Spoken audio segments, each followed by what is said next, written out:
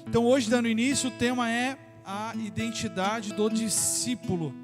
E nós vamos ler em Marcos capítulo 1, versículo 14. Vamos ler do 14 até o 20. Em Marcos capítulo 1, do versículo 14 até o versículo de número 20. A identidade do discípulo. Vamos lendo. Depois que João foi preso, Jesus foi para a Galiléia, onde anunciou as boas novas de Deus. Enfim chegou o tempo prometido, proclamava. O reino de Deus está próximo. Arrependei-se e creiam nas boas novas. Enquanto andava à beira do mar da Galiléia, Jesus viu Simão e seu irmão André. Jogavam rede ao mar, pois viviam da pesca. Jesus lhes disse: venham, sigam-me, e eu farei de vocês pescadores de gente. No mesmo instante, deixaram suas redes e o seguiram. Pouco mais adiante, Jesus viu Tiago e João, filhos de Zebedeu, consertando redes num barco. Chamou-os de imediato e eles também o seguiram, deixando o seu pai, Zebedeu, do barco com os empregados. Amém? Bom, Jesus chama 4 discípulos, né? Pedro, André, Tiago e João. Homens comuns, né? Na quarta-feira a gente teve aqui na igreja um bate-papo muito legal falando da história da igreja, que completou 137 anos. E nesse bate-papo que teve, foi falado um pouco sobre o lugar da improbabilidade, né? Da onde não se esperava nada, e dali surgiu a igreja de Deus no Brasil e no mundo, né? Que está em mais de 188 países no mundo espalhada. E a improbabilidade chegou também para esse vilarejo onde Jesus estava passando, onde habitava ali uma comunidade de pescadores, homens comuns, né? Que viviam da pesca, sobreviviam da pesca, né? Comercializavam através daquilo que eles conseguiam com os peixes. E no meio de todo esse cenário, da onde a gente pode olhar e falar assim: daqui nada vai surgir, é da onde o impossível acontece. Sabe, lembra quando você foi achado em Cristo? Lembra quando você foi impactado por esse evangelho que transformou sua vida? Amado, eu particularmente vim de um ambiente da improbabilidade, da onde não podia se esperar nada. E muitas vezes nós olhamos e falamos assim: esse não vai dar certo, aquele não vai dar certo. Ou a gente olha para nós mesmos e falamos assim: eu não vou dar certo, eu não vou conseguir, eu não posso. Irmão, isso não é palavra de Deus, isso não são palavras do Senhor, porque nós temos que crer em um Deus que Ele faz o sobrenatural se tornar real. E se Ele faz o sobrenatural se tornar real, então não duvide de nada e de ninguém, porque tudo pode acontecer no momento em que você menos esperar. Então o tipo de sentimento que tem que ser gerado em nosso ser é o sentimento de expectativa. Eu tenho que estar pronto, por quê? Porque Deus está prestes a realizar grandes coisas poderosas, amém, meus irmãos? E no meio dessa circunstância, onde nada se podia ter, tudo teve. Jesus vai parar ali, o próprio Deus encarnado vai parar ali naquele vilarejo, e vai chamar 4 homens, para se tornarem ali discípulos do Senhor. Então o ponto crucial que fica na nossa parte introdutória é: o discípulo, ele não é uma pessoa exclusiva. O discípulo não é alguém que está altamente capacitado. O discípulo não é alguém que está fervorosamente em jejum e oração. O discípulo pode ser qualquer um.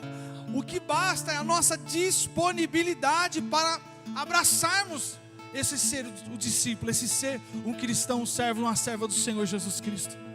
Então não é para alguns. Tem pessoas que podem olhar e falar assim: olha, isso não é para mim, né? Eu não me enquadro nesse evangelho, eu não me enquadro, né, no cristianismo. Mas ele foi feito para todos. O que basta nós fazermos é darmos esse passo de fé, de compromisso na presença dele, reconhecendo a sua soberania, reconhecendo que Cristo morreu e ressuscitou dentre os mortos e vive e reina, e é o nosso Salvador e Redentor. E Então, quando eu tomo esse pequeno passo de fé, grandes coisas acontecem. Grandes oportunidades são abertas sobre a minha vida. Pois bem, a palavra cristão aparece 3 vezes na Bíblia. Lá em Atos capítulo 11, versículo 26. Atos capítulo 11, versículo 26 diz assim, ó: quando o encontrou, levou-o para Antioquia. Ali permaneceram com a igreja 1 ano inteiro, ensinando a muitas pessoas. Foi em Antioquia que os discípulos foram chamados de cristãos pela primeira vez. O segundo texto está em Atos capítulo 26, versículo 28, que diz assim: então Agripa o interrompeu.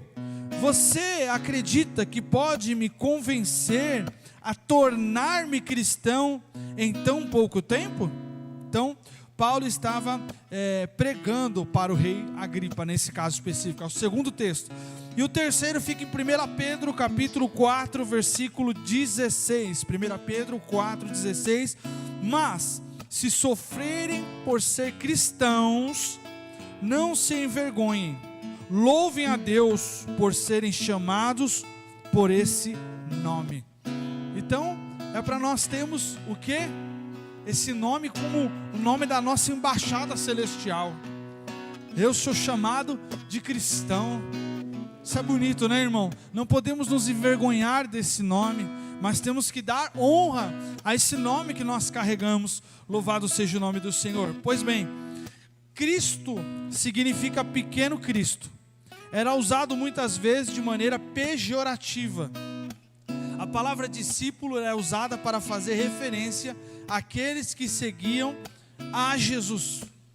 Então, os que seguiam a Jesus tinham esses 2 aspectos: um chamado de cristão e o outro que era muito mais mencionado, que era o discípulo. Isso aqui é um discípulo de Jesus, né? É um seguidor de Jesus. 2 grupos que aparecem ouvindo Jesus. O primeiro grupo que aparece ouvindo Jesus é a multidão. E o segundo grupo que aparece ouvindo Jesus são os discípulos. E aí a pergunta que fica para nós responder para nós mesmos é: em que grupo eu estou? Eu estou no grupo da multidão ou eu estou no grupo dos discípulos? A diferença entre esses 2 grupos está em uma pergunta: o que você quer? Olha que interessante. Essa pequena pergunta, o que você quer, dependendo da resposta, vai te enquadrar no grupo da multidão ou no grupo dos discípulos de Jesus Cristo. Louvado seja o nome do Senhor. Em qual grupo que nós estamos? Pois bem, no livro de Jeremias capítulo 17, versículo 9 diz: o coração humano é mais enganoso que qualquer coisa e é extremamente perverso. Quem sabe de fato quanto é mal? Muitas pessoas, elas vão pelo sentimentalismo das coisas, né? E o ser humano é muito sentimental. Mas você prestou atenção quando Paulo ele orienta a igreja que o culto deve ser racional? Por quê? Porque quando eu torno o culto um emocionalismo, primeiro que eu deixo de adorar a Deus, e segundo que eu passo a ter impulsos humanos e carnais. Porque o sentimento ele tem a ver com o ser. Agora o culto racional é aquilo que eu analiso que está de acordo com a palavra do Senhor. Sabe, você tem um discernimento das coisas. E você sabe quando as coisas são de Deus e quando as coisas não são de Deus. Então, as pessoas olham mais o quê? Hoje meu coração, eu não senti no coração de ir hoje para a igreja. Eu não senti hoje de orar. Você não vai sentir nunca. Por quê? Porque a carne luta contra o espírito contra a carne, ambos se opõem um ao outro. Então o seu corpo nunca vai expressar no seu sentimento a ideia de você jejuar e orar. Você nunca vai acordar com vontade, hoje eu estou com a vontade de jejuar. Você vai acordar com a vontade de tomar uma coca, de tomar um cafezinho, de comer um pão na chapa, vai ou não vai? Mas você não vai acordar com ânimo para falar, eu vou jejuar, não. Porque é uma luta. E nessa luta, o que eu estou alimentando? O meu sentimentalismo, as vontades do meu coração? Ou procurando ouvir a voz do Espírito Santo que ecoa em meus sentimentos, em minhas emoções, me chamando para um íntimo? Porque é assim, Nosso sentimento fala, não, hoje não, né? A nossa mente começa a processar, hoje não. Não, amanhã eu jejuo. Mas tem algo que fala também, não tem? Não tem uma coisa que fala também? Jejua, ora, busca, vai lá, lê a Bíblia, faz o seu devocional diário, lê aquele livro abençoado, daquele autor abençoado. Então, é uma guerra. E nessa guerra o que eu estou alimentando? Pois bem, no livro de Romanos capítulo 1, versículo 20 diz: por meio de tudo que Ele fez, desde a criação do mundo, podemos perceber claramente seus atributos invisíveis, seu poder eterno e sua natureza divina. Portanto, não tem desculpa alguma. Sim, eles conheciam algo sobre Deus, mas não adoram, nem lhe agradeceram. Em vez disso, começaram a inventar ideias tolas, e com isso, sua mente ficou obscurecida e confusa, dizendo-se sábio, tornando-se tolo. Trocaram a grandeza de Deus imortal por imagens de seres humanos mortais, bem como de aves, animais e répteis. Por isso, Deus os entregou aos desejos pecaminosos de seu coração. Como resultado, praticaram entre si coisas desprezíveis e degradantes com o próprio corpo. Então o coração, ele sempre vai apontar para a vontade da carne, e sempre vai fazer a gente praticar coisas que vão desconfigurar a glória de Deus de nossas vidas, que vão nos afastar da santidade, da santificação, do relacionamento íntimo com Deus. Sempre vai colocar pensamentos para você fazer qualquer coisa, menos aquilo que vai te edificar na presença do Senhor. Então vem a preguiça, vem a procrastinação, vem a ociosidade, e eu começo a tratar as coisas de Deus em segundo plano. Eu começo a colocar as coisas de Deus como uma parte da minha vida, e não é isso que Cristo, Ele quer de nós, não é? Eu falo isso sempre em pregação. Cristo, Ele tem que ser toda a nossa vida, toda a nossa rotina, todos os nossos dias. Louvado seja Deus. Então a multidão traz a lista dos seus desejos pecaminosos. Senhor, eu quero isso. Senhor, eu quero o carro do ano. É pecado, irmão, você orar pedindo um carro? Não, irmão, a Bíblia não condena, não. A grande questão, o grande cerne disso é: aonde está o seu coração? Lá estará o seu tesouro. E aí a orientação bíblica é: não acumuleis tesouro na terra, aonde a traça e o ferro. Quer dizer, apesar de eu poder orar e Deus liberar prosperidade e bênção sobre a minha vida, isso não pode ser a minha idolatria, isso não pode ser o meu tudo, isso não pode ser a minha entrega absoluta, né? Não, o Senhor abre porta. Tem gente que vem para a igreja, Deus abre porta, a pessoa sai da igreja, né? Já vi isso? Deus começa a fazer milagre, né? Deus começa a fazer as coisas, né, João? E aí de repente, cadê o irmão, a irmã? Saiu. Deus abriu a porta de emprego, a pessoa saiu da igreja. Então isso é muito sério. Por quê? Porque na multidão você vai ouvir de tudo. Você vai ouvir qualquer coisa, no sentido do egocentrismo, no sentido do que eu quero. Não o que Deus tem para mim, mas do que eu quero. Tem crente que ora e tem medo no final da oração, daquilo que você pediu, tem medo de falar assim: mas Senhor, seja feita a tua vontade. É forte, né? Por quê? Porque é um confronto. Você já percebe que a sua oração não é a vontade de Deus. Forte, hein, irmão? A sua vontade, ela está em confronto, porque o Espírito testifica. A Bíblia fala assim, que o Espírito que convence o homem do pecado e do mal. Não é o pastor, não é a liderança eclesiástica que vai impor: não, você tem que parar de beber, você tem que parar de fumar. Não é isso, irmão, não tem a ver com isso. É o Espírito Santo que nos constrange pelo amor de Cristo, para mudarmos. Isso se torna um padrão natural, acontece, flui. Amém? As coisas de Deus são feitas dessa forma. Segundo aspecto, o discípulo quer o desejo de Deus se cumprindo na vida dele.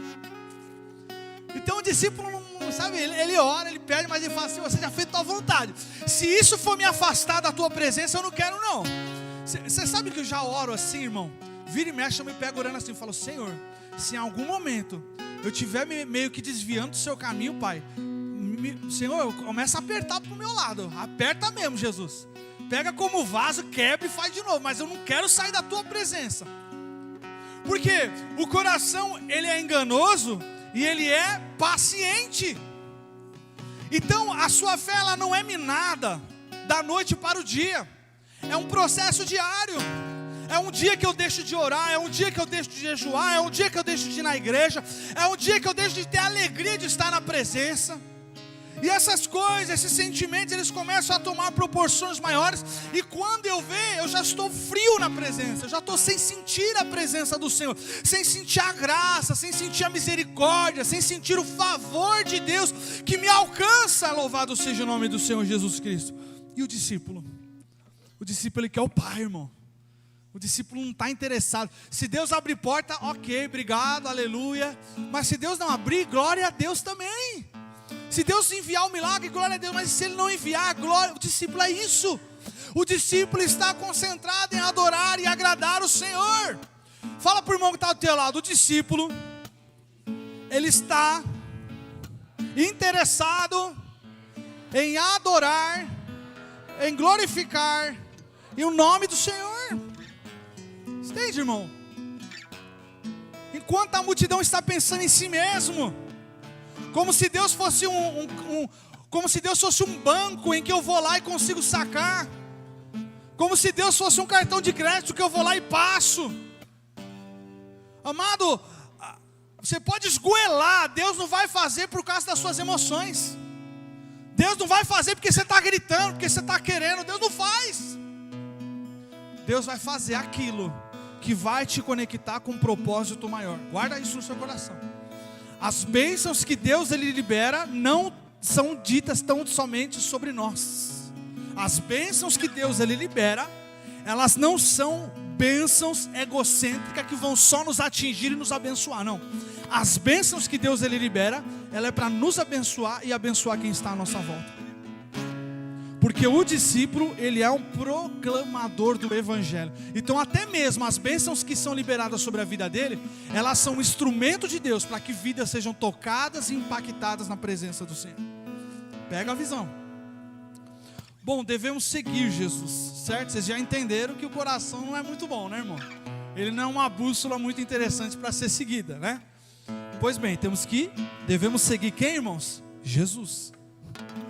Seguir é um ato de humildade, de despir do eu sei. Pensa nisso.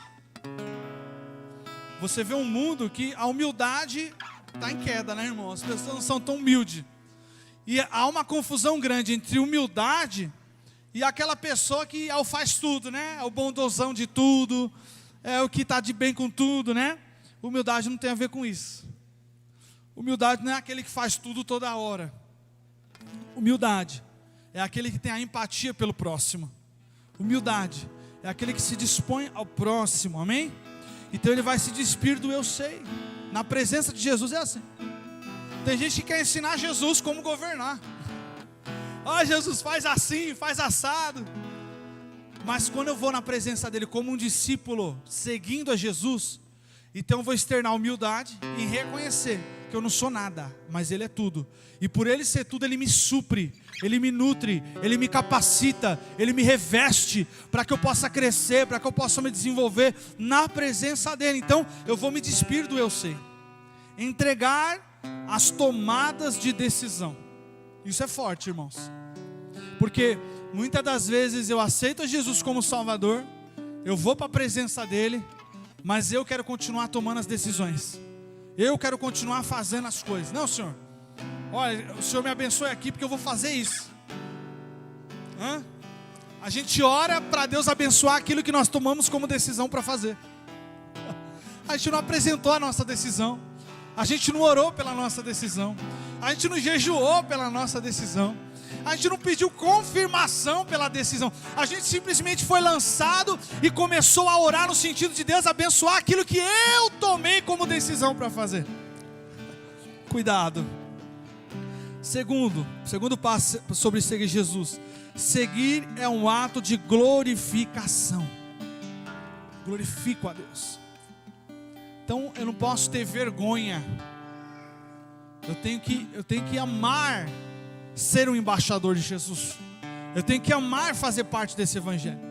Então, seja no meu trabalho, seja na minha faculdade, seja na minha escola, eu não vou ter medo ou receio de falar que eu sou um seguidor de Jesus Cristo, que eu sigo Jesus, que eu amo Jesus. Amém?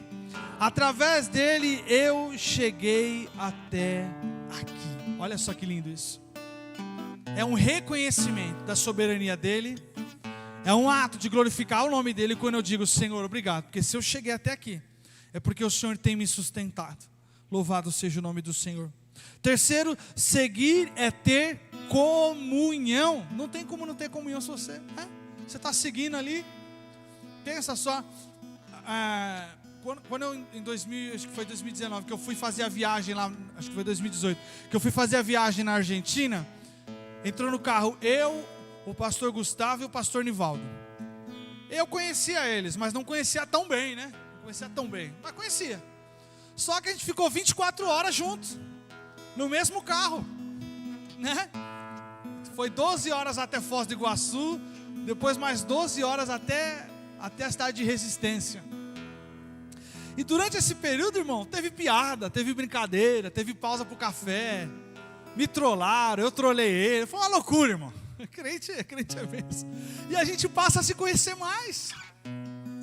Então seguir, não tem como não ter comunhão. Quando você segue, você começa a ter comunhão. Lembra aquele grupo da escola que você não fazia parte? E aí alguém te chamou para fazer parte? Oh, tudo bem, ou aquela festa, né? Você se sente meio deslocado, mas de repente alguém te chama. E daqui a pouco você está brincando junto, daqui a pouco você está dando risada junto, está conversando vários assuntos. Começou a ter comunhão. E com Jesus é assim. Você começa a seguir Jesus, você fica olhando, né? Vamos pensar isso. Você começa a seguir Jesus, você começa a olhar as vestes dele, né? Igual naquela série The Chosen, né? Você começa a olhar as vestimentas de Jesus, começa a olhar o jeitão dele. Daqui a pouco rola uma paz do Senhor, né, irmão Abner? Daqui a pouco, paz do Senhor, tudo bem? Oh, tudo bem, e você? Estou bem. E quando você vê, já tá andando abraçado, já está dando risada, já está contando piada, já está ali. E comunhão é isso, irmão, não é um fardo pesado. A comunhão não é um fardo pesado. A comunhão é um fluir da essência que você já carrega. Nós já carregamos a presença. Nós já temos o DNA do céu. Nós já temos, aleluia, no nosso interior algo que nos chama para o céu, porque não somos daqui. E no seu íntimo você sabe que você não é daqui. No seu interior você sabe que existe algo muito maior do que essa vida terrena, do que esses 80 anos de vida aqui na terra. Existe algo muito maior, aleluia, para ser explorado ainda. E quando você começa a ter essa comunhão com Deus, então tudo isso faz sentido, tudo isso começa a fluir, você se conecta com a sua essência, com quem você é de fato, como filho amado do Senhor, aleluia. Aleluia. Seguir é ter comunhão. A iniquidade na terra se espalha e Deus encontra um homem. Por que acontece isso? Por que aconteceu isso quando Abrão estava lá em Ur dos Caldeus e foi chamado? Por que isso aconteceu com Noé, um homem que foi chamado? Por que isso aconteceu com Davi, que apacentava as ovelhas do seu pai, lá em Belém da Judéia, e foi chamado? Pois bem, definição deste homem, Gênesis 6:9, este é o relato de Noé e sua família. Noé era um homem justo. Repita comigo, justo. A única pessoa íntegra. Repita comigo, íntegro. Naquele tempo, e andava em comunhão com Deus. Repita comigo, comunhão com Deus. Comunhão com Deus. Isso é estratégia, irmão, para os irmãos ficarem ligados, tá? Coisa de pregador.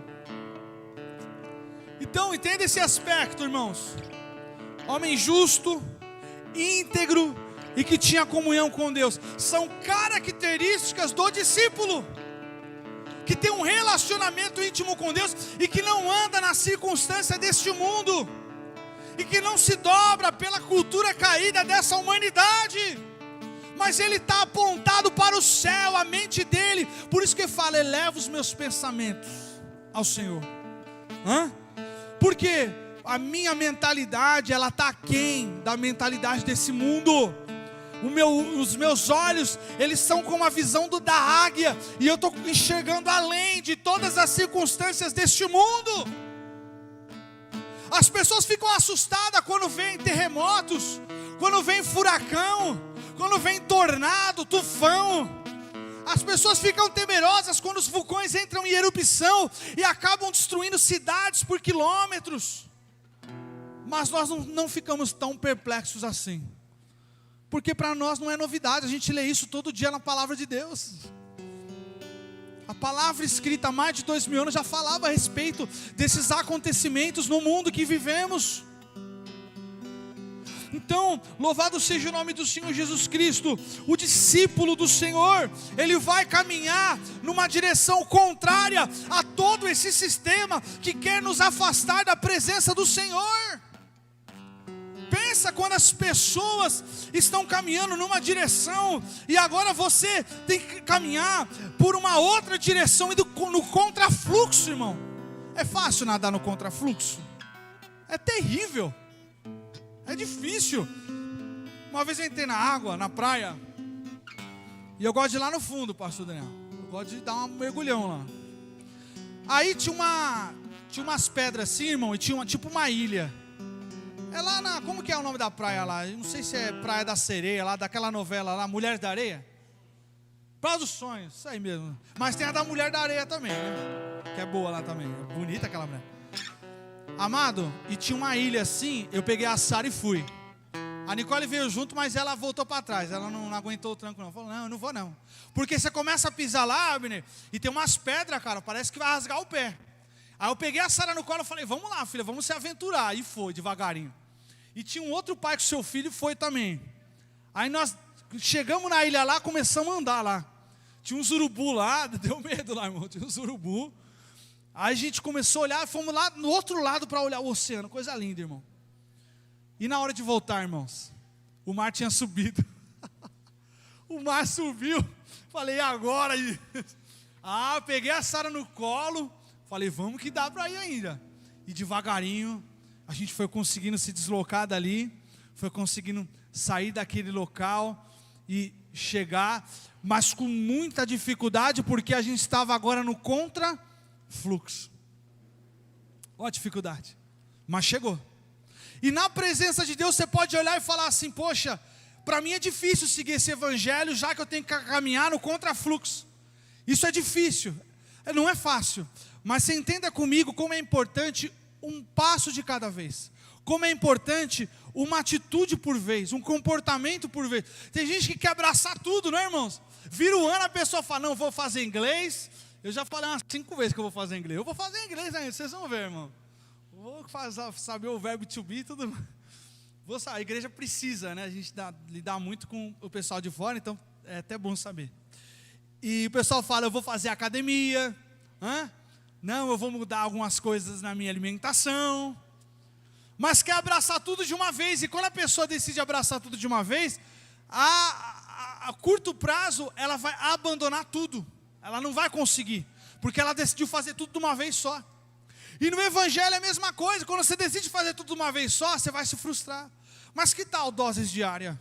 Que tal um passinho de cada vez? Você que não é acostumado a jejuar tanto, vai com calma. Você que não é acostumado a ler tanto a Bíblia, vai com calma.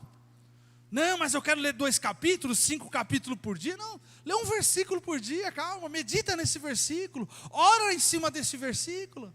Sabe, porque senão a gente vai se frustrar, e isso vai ser sentimentalismo. Eu estou indo pelo sentimento, pelo impulso do momento, e Deus Ele não trabalha dessa forma, meu irmão. Nós temos que entender que caminhar contra essa corrente é fluir na verdade do Evangelho, é caminhar em direção ao reino de Deus. Em Mateus 7,3 vai dizer assim: entrai pela porta estreita, porque larga é a porta que conduz à perdição. Então caminhar nessa porta, eu tenho que entender um passo importantíssimo, que é abandonar todas as coisas que me fazem ficar preso no que eu era antes, entende? Então, entrar por essa porta estreita que vai falar no livro de Mateus, eu não posso levar bagagem, né? Principalmente as mulheres que gostam de mala, vai viajar, é uma mala para isso, uma mala para aquilo, não pode levar nada, é você e Jesus. E o discípulo sabe disso, ele sabe que o dia de amanhã pertence a Deus. Então, como eu disse sobre a definição deste homem, sobre Noé, sobre os homens de Deus que foram chamados para uma grande obra, essas características são fundamentais. Homem justo, pessoa íntegra, andava em comunhão com Deus. Isso vai fazer eu conseguir caminhar na contramão desse mundo e fluir no Espírito. A sua frustração não é culpa de Deus, mas do seu coração, que está fabricando novas vontades, que não está de acordo com o que Ele falou para você. Então, quando eu deixo de ter essa comunhão com Jesus, eu deixo de andar com Jesus, amém? Porque se eu ando, eu tenho comunhão. Então, se eu deixo de andar com Jesus, eu vou passar a não ter a sensibilidade de saber para onde Jesus está indo. Porque eu quero ir aonde Jesus vai, eu quero estar onde Jesus está. E se eu já não ando com Ele, então eu não tenho comunhão, e eu já não tenho sensibilidade para saber aonde que Jesus está. Isso vai me afastando. E isso, o que vai acontecendo agora? Vai gerando em mim frustração, e eu começo a levar em consideração os desejos do meu coração. Eu começo a fazer as vontades do meu... Não, eu quero isso. É tudo emoção. Não, eu quero isso. Não, eu quero aquilo. Não, agora eu vou fazer tal coisa. Não, agora eu vou fazer... A pessoa não tem destino. Fica sem sentido, fica sem rumo, fica sem perspectiva. E o que Deus tem para nós é uma vida consolidada sobre a verdade do Evangelho. Ele é a rocha inabalável. E se eu estou firmado sobre a rocha inabalável, então nada vai me tirar do foco e do alvo, que é a presença dEle. Esse mundo vive num ambiente de inconstância. As leis são inconstantes, uma hora a lei é de um jeito, outra hora de outro, né? Uma hora tem uma moda que está em alta, outra hora a moda muda e vai para outro rumo. Uma hora uma música está em alta, outra hora outra música está... Mas se eu estou firmado sobre a rocha que é Cristo, então eu tenho constância na presença dEle. E eu não caminho mais em circunstâncias deste mundo. Eu não estou mais submisso às circunstâncias deste mundo.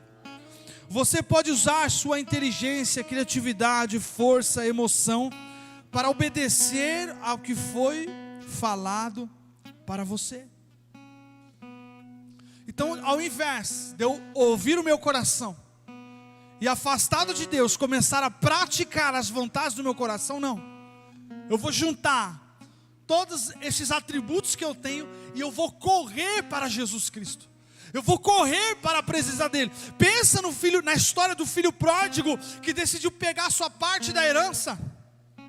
Amado, quando o filho pródigo chegou para o pai e falou: eu quero minha parte da herança, ele estava dizendo para o pai indiretamente assim: pai, eu quero o senhor morto, porque herança só podia ser dividida com a morte do pai. E o pai não estava morto, o pai estava vivo. Pois bem, o pai pegou a parte da herança, o menino foi. Deu certo, irmão? Deu tudo errado. Ele decidiu seguir seu rumo, suas emoções, seu coração. E o fim da história foi que ele estava junto com os porcos. Ele estava comendo as lavagens das comidas, aquele resto de comida. Pensa nisso. E ele falou: eu vou voltar para o meu pai. Eu vou pedir para que ele me dê um emprego, porque até os empregados do meu pai estão em melhor condição do que a minha. E quando ele chega lá no intuito de pedir um emprego, Você imagina ele com uma cartinha, irmão. Porque a gente é cheio de justificativa, não é? A gente quer justificar tudo. Eu lembro quando eu era membro da igreja. Ah, pastor, eu não vim hoje. Mas sabe o que é? Aconteceu isso, aconteceu aquilo. E ele foi com a cartinha, ele preparou a carta. E quando ele chegou lá para o pai para entregar a carta, a palavra do Senhor fala que o pai dele correu para abraçar o filho, né? Aí os pregadores falam que ele teve que levantar as vestes, porque as vestes iam até abaixo do tornozelo. E era difícil correr com as vestimentas. Então alguns dizem que levantou as vestes, e levantar as vestes não era um sinal agradável na vida de um homem. Mas ele não se importou. Ele não se importou com a cultura da época, com as vestimentas da época e o sentido que as pessoas iam achar ou não daquela situação. Ele simplesmente correu ao encontro do filho e ele não esperou que o filho se justificasse. Ele abraçou o filho, ele recebeu o filho de volta, ele pediu que fizessem uma grande festa, que trouxessem roupas novas, sandálias novas para o filho. Mas tinha um outro irmão, e o outro irmão que estava lá achou injusto. Falou: olha pai, eu estou com o senhor o tempo todo, e o meu irmão que vem, fez e aconteceu, agora o senhor ainda o recebe bem. Aí o pai fala, né, porque ele estava perdido, mas ele foi achado. Você nunca esteve perdido, mas ele estava perdido. Então, amados, ser um discípulo é isso. Você junta as forças quando você está afastado desse relacionamento. Quando você está afastado de ser chamado de um cristão, de ser um discípulo de Jesus. E você junta as suas forças e começa a correr na presença dEle. E começa a caminhar em direção à presença dEle. Assim como esse filho pródigo que correu e que voltou para os braços do pai. Ele tem interesse que nós venhamos pegar as nossas forças, ou um pouco de força que ainda resta em nosso íntimo, e vamos caminhar na presença dEle, e vamos buscar até achar a presença dEle. Eu não sei o que você tem que fazer para chamar atenção, eu não sei o que você tem que fazer para sentir a presença dEle, mas faça o que está no seu alcance, faça com a pouca força que você tem, e você verá grandes coisas serem reveladas sobre a sua vida. Deus, Ele quer te alcançar, Deus, Ele quer te redimir, Deus, Ele quer te reconciliar na presença dEle, mas esse passo de fé quem tem que dar é eu, é você. Deus já fez absolutamente tudo, cabe a mim e a você agora entender que o acesso está livre e irmos na presença dEle. Louvado seja Deus.